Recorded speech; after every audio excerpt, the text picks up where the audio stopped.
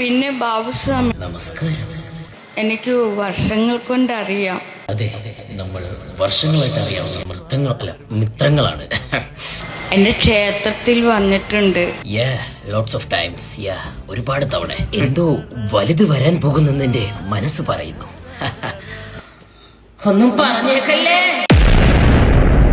മനോഹരമായ ദിനങ്ങളായിരുന്നു. അതെ, നല്ല നല്ല ദിനങ്ങളായിരുന്നു. Very beautiful days. ബാബുസ്വാമി, ററസാമേ, ബാബുസാമേ. ഓഹോ, ആണല്ലേ. സ്വാമി, നമ്മള് നൃത്തമൊക്കെ ചെയ്തിട്ടുള്ളതാ. ഒരുപാട് തവണ. പെണ്ണും പുള്ള എന്റെ കഞ്ഞിയോടി മുട്ടി.